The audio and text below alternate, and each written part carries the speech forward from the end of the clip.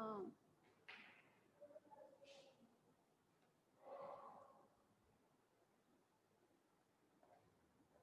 हाँ भाई second year. तो यहाँ हम आपके टॉपिक किसकी बात कर रहे हैं, यहाँ बात कर रहे हैं हेपेटाइटिस की। हेपेटाइटिस बी जो है आपके वो 6 टाइप के होते हैं, hepatitis A, B, C, D, E and hepatitis G. ठीक है, और ये हेपेटाइटिस जो है वो किसके थ्रू फैलता है, वायरसेस के थ्रू।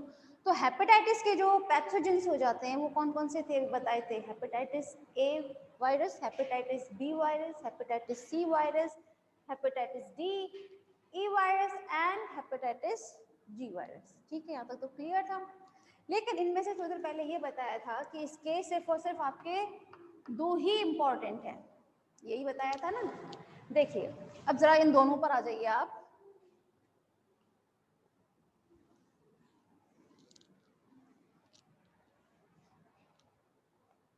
हाँ भाई, जो हेपेटाइटिस ए वायरस जो है उसके थ्रू जो हेपेटाइटिस होता है, ठीक है, उसे हम जनरली जानते हैं जॉइंटिस के नाम से।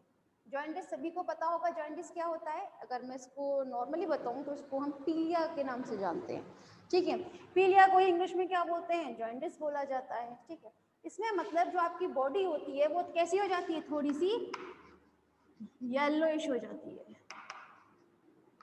ठीक है, और इसमें आपके लिवर डैमेज हो जाता है।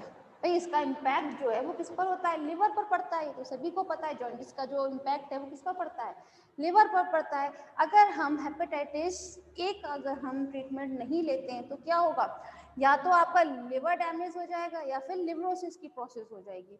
लिवरोसिस मीन भी आपका क्या रहता है, जो लिवर की सेल्स होती हैं वो धीरे धीरे धीरे धीरे टूटना स्टार्ट हो जाती है, तो आपका लिवर जो है वो खराब होने लगता है।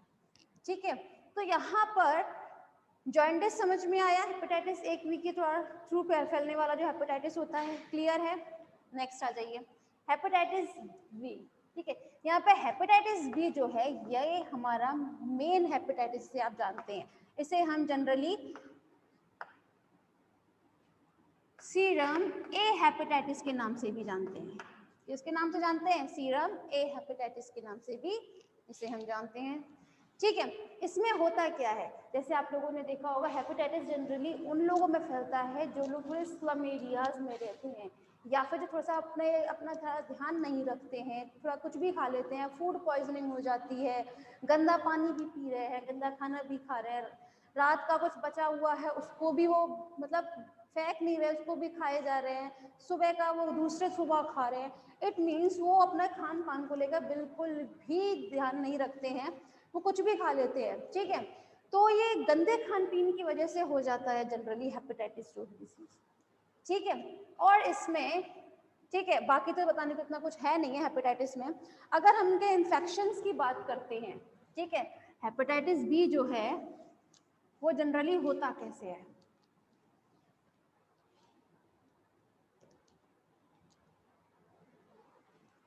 हेपेटाइटिस बी की अगर हम बात करते हैं तो ये आपके इन्फेक्टेड, यहाँ लिख देते हैं, इन्फेक्शंस पर आ जाइए आप।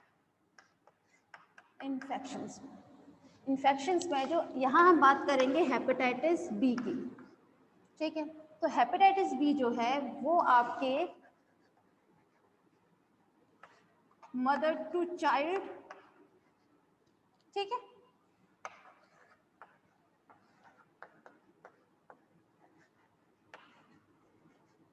इन्फेक्टेड ब्लड के थ्रू भी आपका ये हेपेटाइटिस बी डिसीज कॉज हो जाती है। इट मींस इन्फेक्शन फैलता है। एंड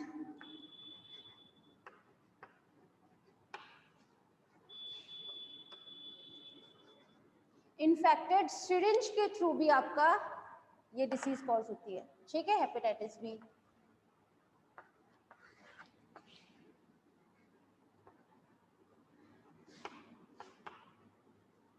इन्फेक्टेड ब्लेड का यूज अगर कोई भी, अगर आप जाते हैं किसी पार्लर वगैरह में या सेलों में जाते हैं तो वहाँ सेलों में अगर एक ही ब्लेड से किसी हेपेटाइटिस बी से जो आपका होस्ट है, इट मींस जिसको हेपेटाइटिस बी हो चुका है, उसका भी शेविंग करता है और उसी ब्लेड से आपके एक हेल्दी पर्सन की भी शेविंग कर दी जाती है, तो ये डिसीज कॉज हो जाती है, ये डिसीज फैल जाती है। ठीक है, अगर हम इनकी बात करें तो इन्हें ठीक करने के लिए इंटरफेरॉन्स का यूज किया जाता है। किसका यूज किया जाता है? इंटरफेरॉन्स का।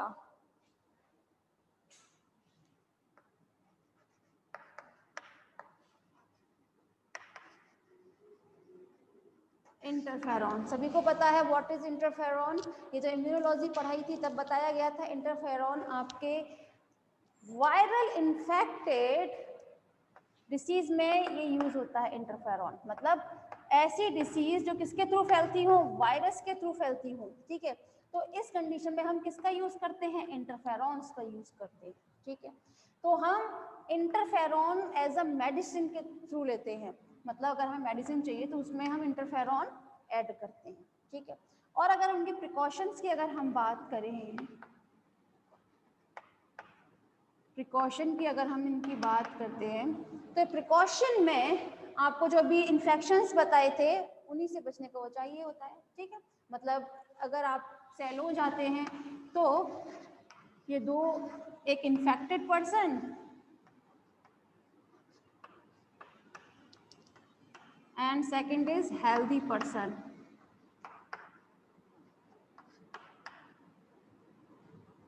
ठीक है, तो जो इन्फेक्टेड पर्सन है जिसे हेपेटाइटिस बी डिसीज है, ठीक है, अगर हमें क्या करना है, अगर सेलों में जाने पर किसी ने भी एक फर्स्ट व्यक्ति को अगर वो एक ही ब्लेड से यूज किया है तो आपको वो ब्लेड यूज नहीं करना है।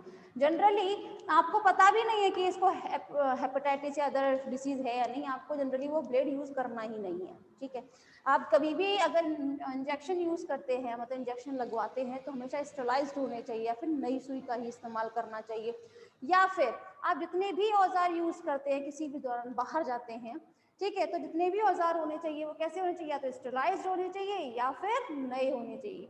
सारे एपरेटस आपके न्यू होंगे, वो ज़्यादा कैपेबल होंगे, बहुत ज़्यादा बेटर रहते हैं आप लोगों के लिए। ठीक है, तो हेपेटाइटिस बी क्लियर है सभी को?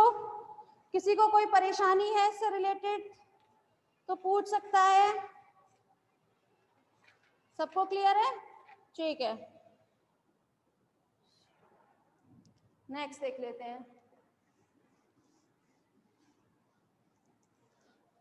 सेकेंड ईयर ये सारी डिसीजेज आपको खुद को तैयार करनी है, यहाँ जस्ट आपको एक हिंट दिया जाएगा बस, क्योंकि डिसीजेज में समझाने लायक इतना कुछ होता नहीं है, वो आप लोगों को जनरली वैसे भी पता होता है। ठीक है, तो नेक्स्ट डिसीजेज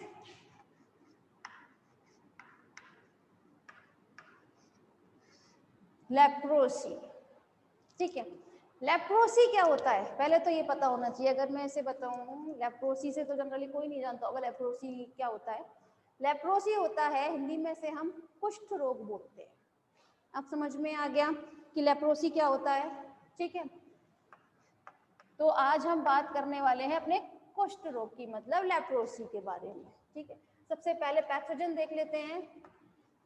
सेकेंड ईयर देखिए, आप कभी भी जब अपनी डिसीजेस तैयार करेंगे तो एक बात ध्यान रखिएगा, आप अपने एग्जाम टाइम में सबसे पहले लास्ट के पेज पर या स्टार्टिंग में जहां पर भी आपकी इच्छा है, ठीक है, वहां पर 1 बाय 1 सारी डिसीजेस लिखेंगे। ठीक है, डिसीजेस लिखने के बाद आप सबसे पहले यहाँ पर पैथोजन जरूर लिखेंगे, किसके थ्रू फैलता है। ठीक है, पैथोजन लिखने के बाद आप चाहें तो उनकी पैथोजेनिसिटी लिखिए, अदरवाइज मत लिखिए, क्योंकि पैथोजेनिसिटी हर डिसीज में नहीं दी हुई होगी, ये किसी में होगी किसी में नहीं होगी। तो आप पैथोजेनिसिटी ना लिखते हुए यहाँ पर जनरली लिखिएगा प्रिकॉशन, डायग्नोसिस, क्योर। ठीक है, इस टाइप से आप अपना एक रजिस्टर में जरूर लिखिएगा। ठीक है, जब आप अपने एग्जाम की तैयारी करते हैं तब, क्योंकि ये एंड टाइम पर, वरना आप इधर से उधर ऐसे पलटती रह जाएंगे पेजेस जो आपको नहीं चाहिए होंगे। ठीक है ना, एंड टाइम पर आपको जस्ट एक विजन में पूरा क्लियर होना चाहिए कि आपने डिसीजेस जो जो रेडी की हैं, इसमें सारी तो इम्पोर्टेंट नहीं होती हैं, कुछ ही इंपॉर्टेंट होंगी भाई, जितनी आपको करा दी जाएगी जनरली उन्हीं में से आ जाता है। ठीक है, तो डिसीजेस मतलब बताने के लिए भी नहीं है, लेकिन आपके हेल्प के लिए मैं आपको ये जरूर बताती हूँ कि इस तरह से जरूर कर लेना। एक पेज में आपका काफी अच्छे से तैयार हो जाएगा कि आप उसको जस्ट एक विजन में देखेंगे, सारी चीजें आपको लाइक इस तरह से एक वॉक की तरीके से पूरा इजीली कर लेंगे पूरा, ठीक है। तो चलें सबसे पहले हम लेप्रोसी की बात करते हैं।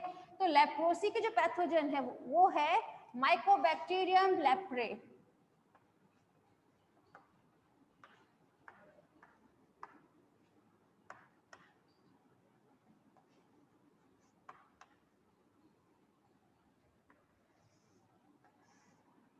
ठीक है, तो ये किसके थ्रू फैलता है लेप्रोसी, मतलब कुष्ठ रोग जो है वो किसके थ्रू फैलता है, कुष्ठ रोग फैलता है माइकोबैक्टीरियम लेप्रे के थ्रू। ठीक है, इसका पैथोजन जो है लेप्रोसी का वो है माइकोबैक्टीरियम लेप्री। ठीक, अब आ जाइए कुष्ठ रोग के बारे में सभी जानते हैं कि ये किस टाइप की डिसीज होती है। ये बहुत ज्यादा कंटेजिनस होती है। कंटेजिनस मीन ये बहुत जल्दी फैलने वाली बीमारी है, तो छूने से भी फैल जाती है। आप अगर ऐसे व्यक्ति के संपर्क में आते हैं, आप ऐसे व्यक्ति के कांटेक्ट में आते हैं जिसको क्या है, लेप्रोसी है, ठीक है, कुष्ठ रोग होता है, तो आपको भी होने के चांसेस बहुत ज़्यादा इंक्रीज कर जाएंगे। और इसके जो सबसे ज़्यादा डिसीज कॉज होती है ना, उसके जो इन्फेक्शन है वो ज़्यादातर आपके या तो नोज के थ्रू फैलते हैं या फिर स्किन के थ्रू फैलते हैं। इसीलिए इन लोगों से जनरली ऐसे पर्सन जिनको ये रोग हुआ होता है उनसे जनरली दूर रहा जाता है ना, तो सभी लोगों को पता है। ठीक है, तो ये सबसे ज्यादा फैलने वाली बीमारी होती है। इसे हम जनरली, इसके बारे में सबसे पहले एक साइंटिस्ट थे जिनका नाम था हैंसन। क्या नाम था, हैंसन। ठीक है, तो इनके बारे में सबसे पहले हैंसन ने बताया था, इसीलिए हम इसे जनरली हैंसेस डिसीज के नाम से भी जानते हैं। किस नाम से जानते हैं, हैंसेंस डिसीज के नाम से भी जानते हैं। यहाँ पर ये 1 मार्क का क्वेश्चन जनरली ये भी आ सकता है कि हैंसेंस डिसीज किसे कहा जाता है। फॉर एग्जाम्पल होंगे डिप्थीरिया या फिर कोई भी आपके 4 एग्जाम्पल दे दिए, ठीक है, तो 4 ऑप्शन में से आपको 1 ऑप्शन चूज करना होगा। तो ये याद रखिएगा, हैंसेंस डिसीज मीन होता है लेप्रोसी। हम इसे हैंसेंस डिसीज क्यों कहते हैं, जस्ट बिकॉज इस डिसीज को किसने खोजा था, किसने डिस्कवर किया था, हैंसन ने। ठीक है, क्लियर है। चले अब हम अगर बात करें इसके टाइप्स की,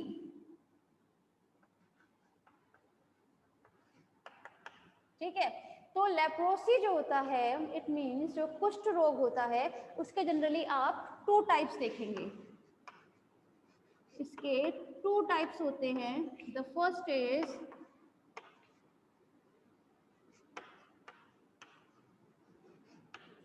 acute type and second is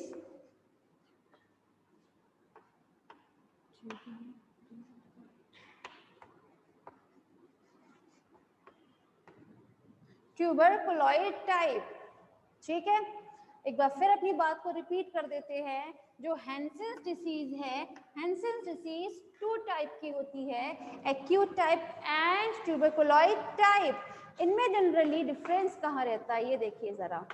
ये जो माइकोबैक्टीरियम लेप्रे है, भाई नाम से ही पता चल रहा है ये माइकोबैक्टीरियम है। माइकोबैक्टीरियम मीन ये एक बैक्टीरिया है, ठीक है, बैक्टीरिया है। चले यहाँ लिख देते हैं इसे हम, इट इज अ बैक्टीरिया। अगर हम बात करें ये बैक्टीरिया किस टाइप का है, भाई हम लोगों ने टाइप्स ऑफ बैक्टीरियाज पढ़े थे, तो उसमें पढ़ा था रॉड लाइक स्ट्रक्चर पढ़े थे। तो ये एक रॉड लाइक स्ट्रक्चर में होता है। रॉड लाइक स्ट्रक्चर मीन जो दिखता नहीं है, रॉड लाइक स्ट्रक्चर मीन होता है कि ये किस शेप में होते हैं, लाइक इसको।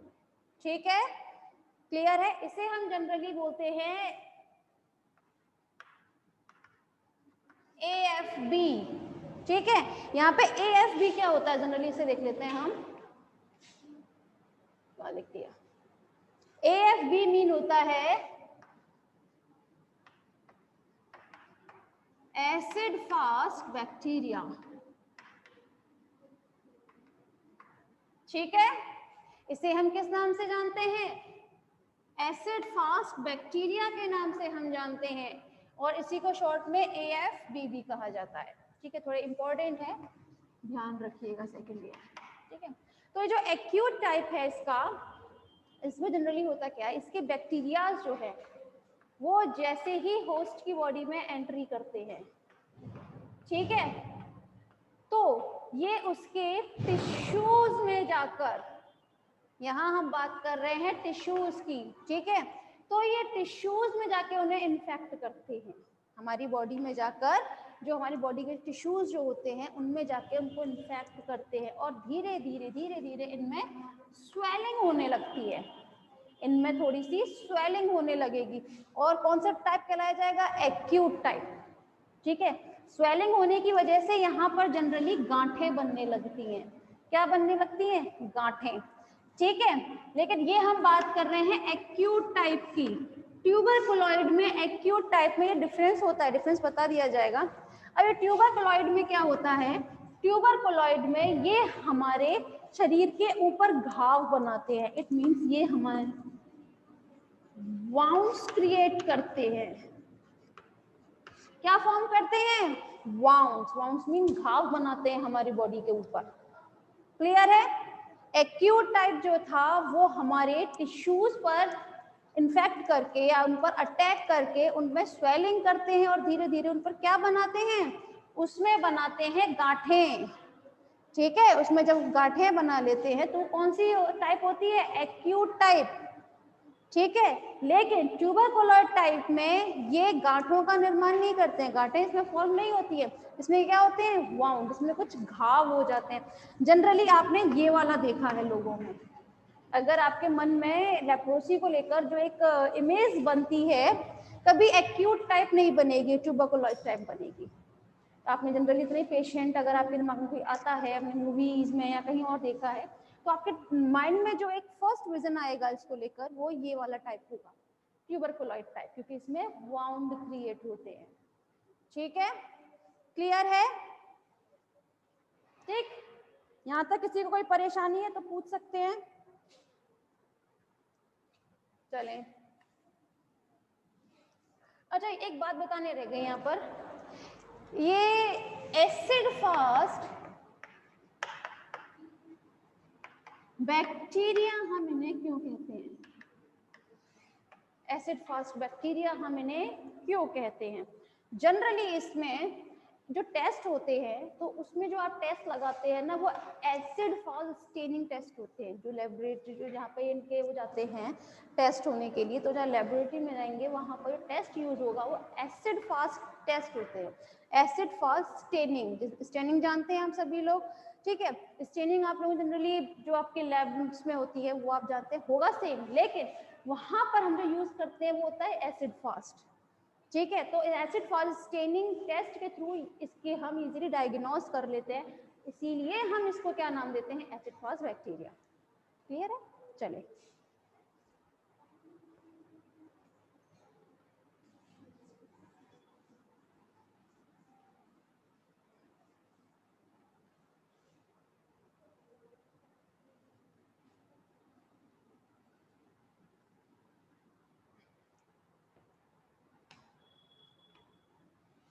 अगर हम इसके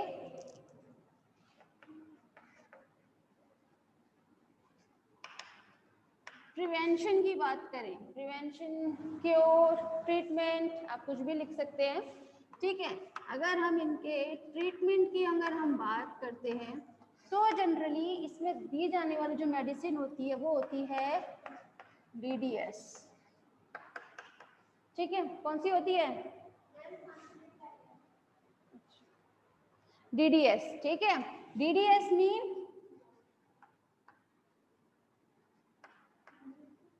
डाई एमिनो डाइफिनाइल सल्फोन, ठीक है। इसमें जो जनरली मेडिसिन यूज होती है वो होती है DDS, DDS की फुल फॉर्म क्या होती है, डाई एमिनो डाइफिनाइल सल्फोन, याद कर लीजिएगा। इसमें भाई इन सीजन में जो आपको ये बताई जा रही है स्पेशली वो इसीलिए बताया जा रहा है जिससे अगर आप इनके नेम लिख कर आएंगे ना, DDS लिखने के बाद अगर आपने इसकी फुल फॉर्म भी लिख दी वहां पर तो एक बहुत अच्छा इंप्रेशन पड़ता है जो आपकी कॉपीज चेक करेगा कि देखिए इस बच्चे को ये पता है DDS की फुल फॉर्म, ठीक है।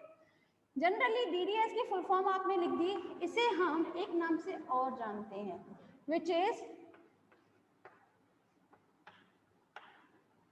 डैप्सोन। ठीक है, इसे हम एक नाम से और जानते हैं, जिसे क्या बोलते हैं, इसे हम डैप्सोन। तो यहाँ लेप्रोसी सभी को क्लियर है? लेप्रोसी किस तरीके से फैलता है? भाई ये इसका फैलने का तरीका जो है वो नॉर्मली छूने के द्वारा ही होता है। अगर ऐसा कोई व्यक्ति जिससे लेप्रोसी डिसीज हुई होगी, उसके आप कांटेक्ट में आते हैं, उसके संपर्क में आते हैं, ठीक है, तो या तो आप उसको टच कर लें, यहाँ हम बात कर रहे हैं आपकी ट्यूबरकुलोइड टाइप की, ठीक है, उसको टच करने से, या फिर अगर वो ज़्यादा छींक दे आपके ऊपर, या थोड़ा सा इस तरीके से ऐसे करके आपके कांटेक्ट में आ जाए, ठीक है, वो जो यूज़ करता है टॉवल वगैरह, उसी का यूज़ अगर आप करेंगे तो इजीली इसके पैथोजन आपकी बॉडी में एंट्री कर जाएंगे, है ना। तो इस तरीके से आप लोगों को इस टाइप के लोगों से थोड़ा दूर रहना पड़ता है। ठीक है, सभी को क्लियर है लेप्रोसी? किसी को परेशानी है तो पूछ सकते हैं सेकंड ईयर।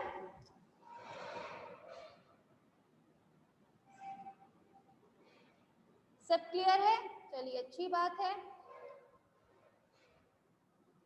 तो चलिए आज की मीटिंग में बस इतना ही रखते हैं, कल इसके आगे बताया जाएगा।